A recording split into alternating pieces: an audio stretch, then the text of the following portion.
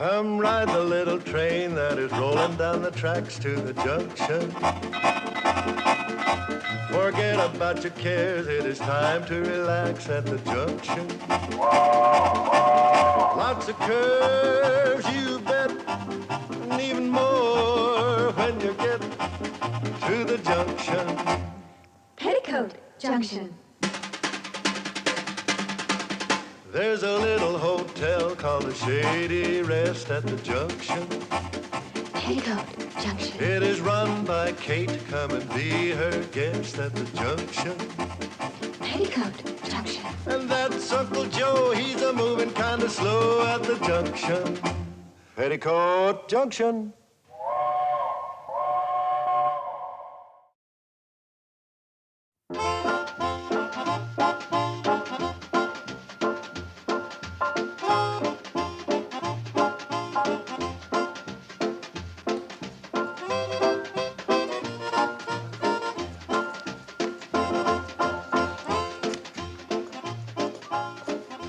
Shady Rest Hotel?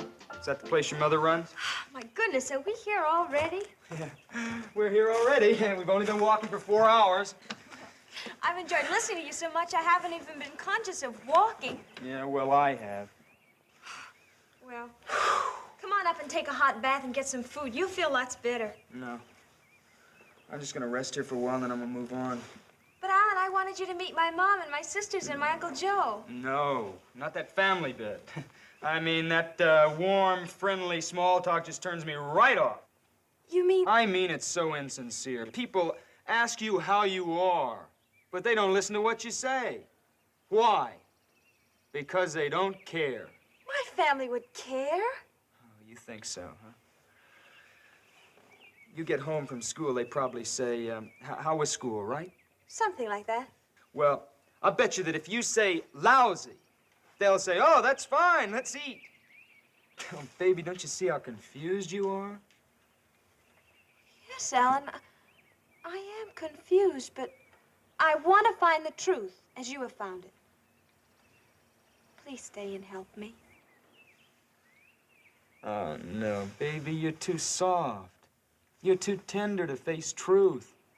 You're a dove. I'm an eagle. I'm screaming at life. I'm longing just to tear it wide open.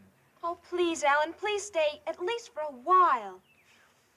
Wow, you're such a nice kid. You're bright, too. I just want to rest here for a while, and then I'm going to be moving on. Well, my mom's a wonderful cook, Alan, and I know you must be hungry.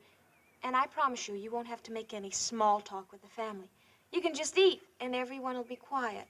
Will it make you happy, kid? Oh, yes, Alan. Listen, you wait here, and I'll run up and warn everybody. I mean that you don't want to be bored and all. Okay. Listen, you fly on, Dove. Maybe the eagle will be here when you get back, and maybe not. Oh, please be here, Alan. Please. You say he's from New York? New York City. He's a writer and a poet. You say he's good looking, huh? Oh, he's handsome and so intellectual. And you left him sitting down at the track? Well, he's resting. We walked all the way from Hooterville. You walked all the way from Hooterville? Not really, Mom. I floated, I flew, I danced. Oh, Mom, he's so brilliant. Where are you going, Billy Joe?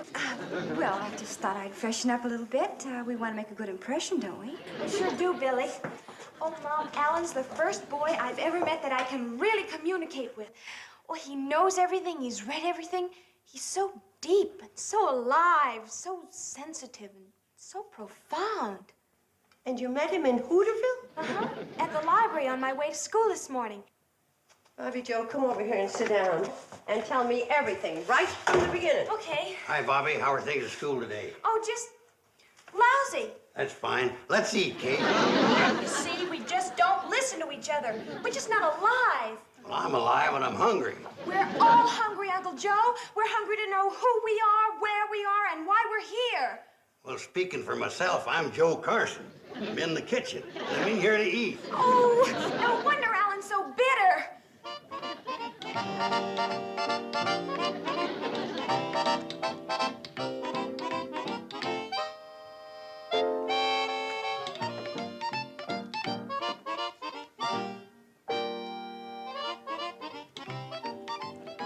Oh, hello. I didn't know you were here. Oh, Yes, you did. That's why you came down here. Well, come to think of it, my sister did mention something. Are you the boy from New York City? Greenwich Village. Oh, Bobbie Jo said New York. You know, she never gets anything right. If you were to move your feet, I could sit down. I know. I guess you are tired. Yeah, I'm tired. Of painted up, empty-headed chicks like you. What? You're all alike. And what do you have to keep proving to yourself that you're a woman, don't you know? I know that you're the rudest man that I've ever met. Bugs you, doesn't it? Oh! Hi, Billy. Did you meet Alan? Yes. Bobbie, you take my advice and don't fall for him because he's already in love. He is? Yes, with himself. You got against the boy. You haven't even met him. Well, A, I don't trust big city fellas, especially from New York. And B, I don't trust writers, especially poets. And C, when you put the two together, you're going to have a lot of trouble. Bobbie Jo says he's the first boy with whom she ever had an intellectual rapport. Now, you see already you got trouble. Uncle Joe, an intellectual rapport means a meeting of the minds. Kate, you don't know poets like I do. Oh, where'd you ever learn about poets? From reading their poetry, that's where. Like what? Like this. There was a young girl from Duluth. Always... Uncle Joe, I don't know poetry. What do you mean it ain't? It rhymes. Last line goes, I don't want to hear it. And I also don't want to hear any more talk against Bobbie Jo's poet friend. I understand exactly how she feels. When I was a girl, I was in love with Longfellow, Whittier, Byron, Keats, Shelley. All at the same time. yeah, but one big city fella can be more dangerous than them 5 local boys put together. Mom? In here, Bobbie Jo. Mom, Uncle Joe, I'd like you to meet Alan Landman. How do you do, Mr. Landman? It's an honor to have you here. What kind of poems you write, Alan? My poetry is, a cry of anguish in the tortured night. Oh, you write jingles for them indigestion commercials. Joe! Oh, no, I'm sure Mr. Landman is way above anything like commercial jingles. Oh, of course he is. My poetry is a scream of protest. I sound the alarm. I hang the bell on the cat. I shout in the atrophied ear of a sleeping America. Isn't that marvelous? Wonderful. You like it?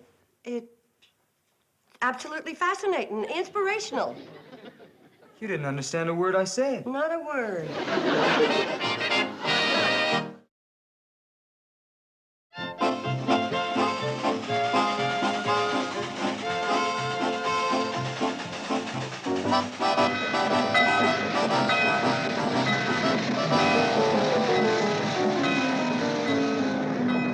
What a meal.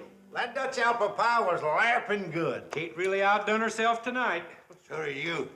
You keep on eating like that, and you're going to have to back up to a door to knock on it. Oh, Uncle Joe, stop teasing Charlie. He's not so fat. I've seen people a lot fatter. Yeah, me too, but I had to buy a ticket. Mom, do I have to take part in that silly poetry reading? Oh, of course not, dear. You can wash the dishes. Well, you know, I'd rather wash the dishes than listen to you-know-who. Now that Mr. Landman is here, we can start the poetry discussion. Be seated, everybody. Now, I thought it'd be kind of nice if each of us recited a couple of lines from our favorite poem, and then I'm sure that Mr. Landman will favor us with one of his original compositions. Well, you started off, Kate. You're already on your feet. Take Charlie an hour to get to his. This is from the Rubaiyat of Omar Khayyam. Here, with a loaf of bread beneath a bough, a flask of wine, a book of verse, and thou beside me singing in the wilderness. And wilderness is paradise enow. Ain't that kind of risque for mixed company? I don't think so. They was just singing and drinking a little wine. But they're out in the wilderness. True. They could be married, it don't say. A man don't go out in the woods with his wife. Yeah, but he was drinking wine, don't forget. That's enough discussion. Who else has some poetry? You, Bobbie Jo? Oh, I'd rather just sit and listen, Mom. How about you fellas? Don't you have some poetry you like? Hey, here's a little poem I kind of like. I never seen a purple cow. I never hope to see one. But I can tell you anyhow, I'd rather see than be one. Don't you get it? Feller says he'd rather see a purple cow than be a purple cow. Well, naturally. Who'd want to be a purple cow? You'll come to think about that, ain't so funny. I know a funny one. There was a young girl from Duluth. I think the time has come for our guest of honor, Mr. Alan Landman of New York City, to treat us to a sample of real poetry. Here, here. I'd be happy to take part in this gig, although I don't know whether I'm far enough out for you cats or not. This is my latest poem. A gut-thin, whining wind defiles the groaning bones of neon-blinded seekers after murky morning. The burning mud explodes, a screaming pathway to hollow thunder of agony. I fall, and cheated dreams, a toenail splits.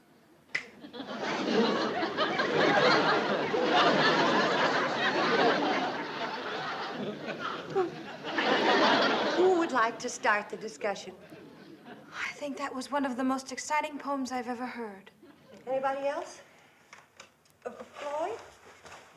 Did you have an emotional reaction from Mr. Landman's poem? Yeah, but I think it is Dutch apple pie. I'd like to know what it means, if anything. So would I. It means that this is a cemetery, and you're all corpses. Good night. Oh, Alan, wait for me! You want a cigarette? Sure.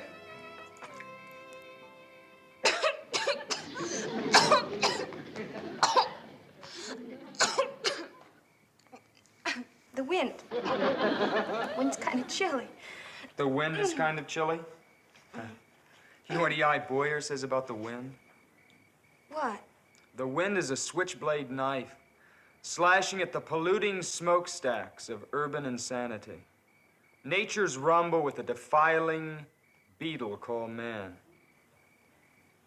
Oh, I wish I could learn to express myself like that. Well, you'll never do it around here, baby. So long, I'm going for a walk. Can I come along?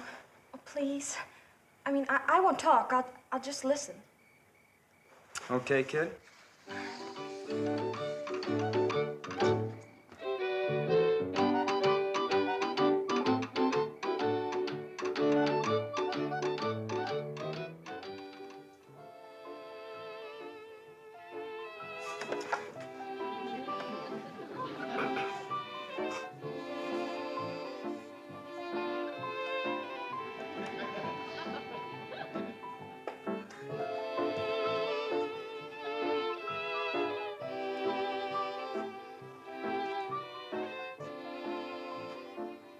Hey, What? Who's sleeping? it's 1 o'clock. Why don't you go on up to bed? I'll wait up for Bobbie Jo and that poet. No, I want to see Bobbie Jo when she comes in. Well, in that case...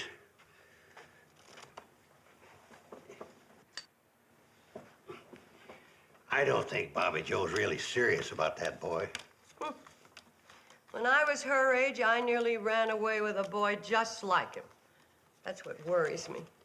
Yeah, but Bobbie Jo... Here they come.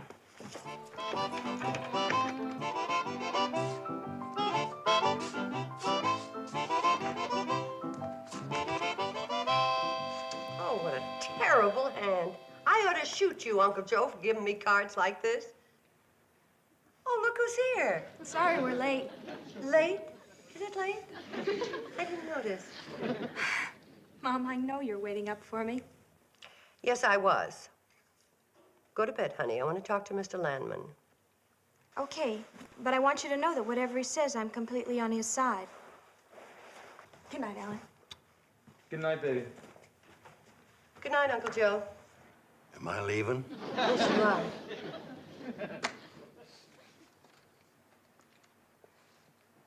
Good night, Pops. Uncle Joe, Mr. Landman said good night to you. He can't expect a corpse to answer you back, especially when its name isn't Pops.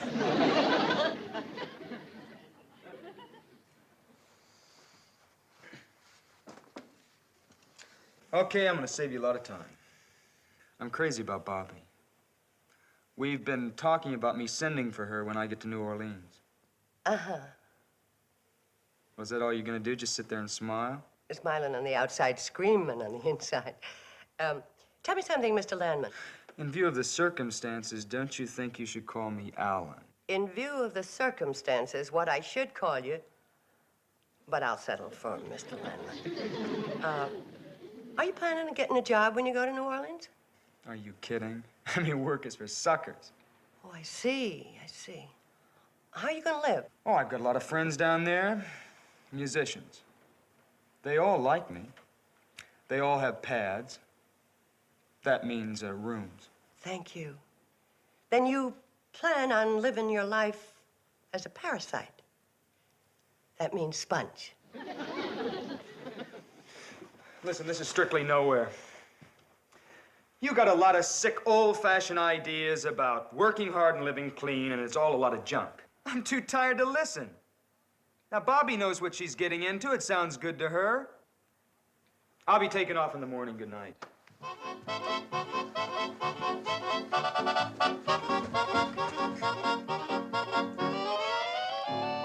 You heard that?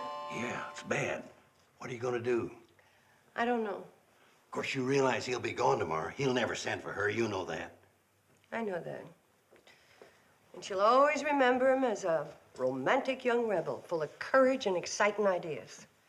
Yeah, I guess you're right. Why don't you have a good talk with her? That's the worst thing I could do. We'd only wind up yelling at each other, and he'd be a bigger hero than ever to her.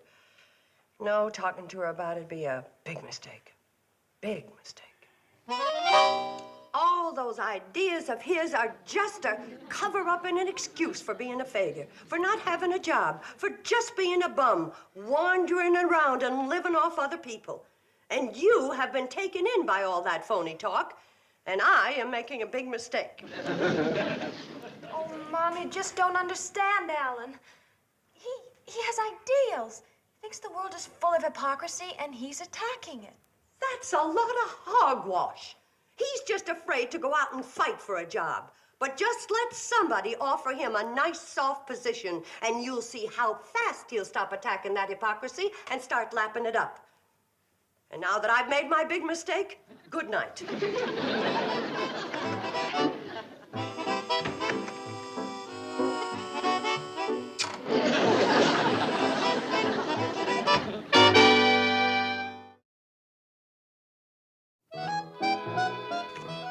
Mother's just looking out for your welfare, Bobbie Jo. I suppose you don't like Alan either. No, but it's nothing personal. He's been nice to me. In fact, he told me I was the biggest square shooter he'd ever met. Of course, he took a poetic license and left out shooter. Thank you, Mrs. Bradley. Oh, Uncle Joe, I'd like you to meet Mr. Stanley. He's going to spend a couple of days with us. Get away from the high pressure of big business. All right. This is my daughter, Bobbie Jo. Hello, Bobbie Mr. Jo. Stanley. You're leaving, Alan? Yeah, kid, but you'll be hearing from me. Oh, Mr. Landman, you should meet Mr. Stanley. He's from New York, too. Mr. Stanley, Mr. Landman. How are you, young man? You really want to know? Mr. Stanley is the president of the Rollo Dog Food Company. He was telling me all about his advertising problems. It's driving me out of my mind. I've offered a $2,000 bonus for a jingle I can use on radio and television, and no one in my agency can come up with one. $2,000 just for a jingle? Just a 4-line jingle. Mr. Landman is a poet. Oh, of course, he only writes high-class stuff. Is that so? $2,000. I know what's going on in your mind. You do? You think Alan's going to be tempted by that $2,000 and try to sell Mr. Stanley a dog food jingle.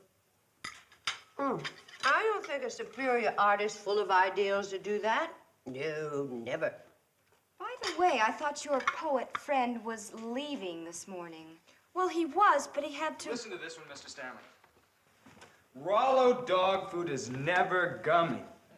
Can't form a ball in your puppy's tummy. Rollo dog food is doggone yummy. It has human appeal, but speaking from the dog's viewpoint, it doesn't make my tail wag. And then how about this one? When your poodle's feeling hollow, fill him up with a can of Rollo.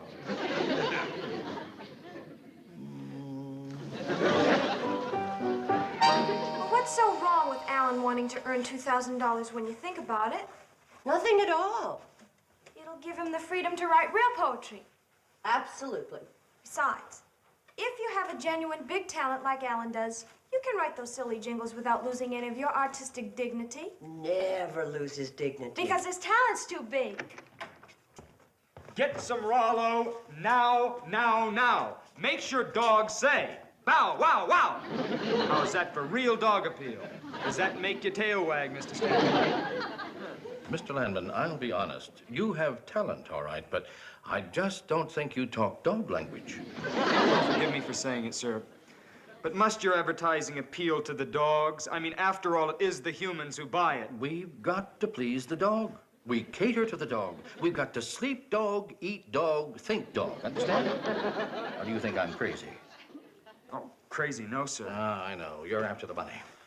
Well, I'll pay anything to the writer who'll get inside the dog's mind with me. I'm in there, but I can't write. I really think I could do it, given a little time. I don't know. Dog persons are born, not made. You've either got that dog in you or you haven't. And I say you can't please a dog consistently if you don't have the dog's viewpoint. I feel I really have it, sir. I don't know. You're tempted by the money. No, really. Dogs, they seem to feel that I'm one of them. They accept me. Are you sure? Sometimes they pretend just to get food out of you. No, it's sincere. I warn you, you can't fool a real dog person, and I'm real dog, my boy. I'll tell you something confidential, may I? Please. When I see a cat, I want to chase it up a tree. Now you think I'm crazy, right? No, on the contrary. I've never told anyone, but I like to run after cars and bite at the tires. Oh, that's a good sign. You're not lying. I cross my heart and hope to get run over. This may be a great day for Rollo. I'd like to shake your paw. Bow, wow, wow.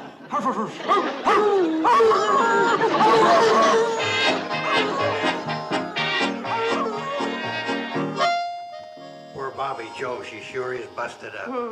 I wish somebody'd invent a way to take the pain out of growing up. Boy, I can't get over how lucky it was, that crazy dog food man showing up here just in time to show up that Mr. Landman. Wasn't that lucky, though? It was amazing. You might call it fate. You might. That's fate spelled K-A-T-E. What's going on here? Uncle Joe meet Roger Stanley, the best restaurant supply salesman in the country. Restaurant supply? He's new in this territory. First time he was here, you were in Pixley with the girls. Glad I could help you out, Kate. Oh, you put him up to the whole thing. You did a wonderful job, Roger. And anytime you are my guest here for free. Oh, forget it. I had a lot of fun. Kind of a dirty trick on that kid, though. Oh, it'll do him more good than harm. Well, so long. I'll see you the next time through. Bye, Roger. Thanks again. And don't chase any cats. So. You know, Kate, I never realized it, but you're a gall-dang genius. Oh, no, Uncle Joe. I'm just a gall-dang mother.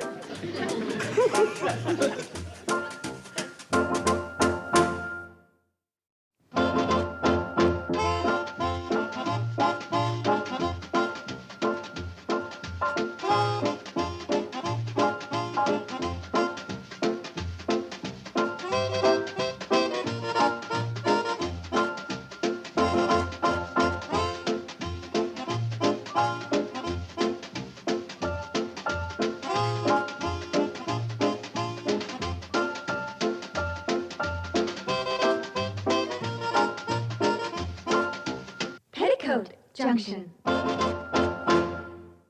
This has been a Filmways presentation.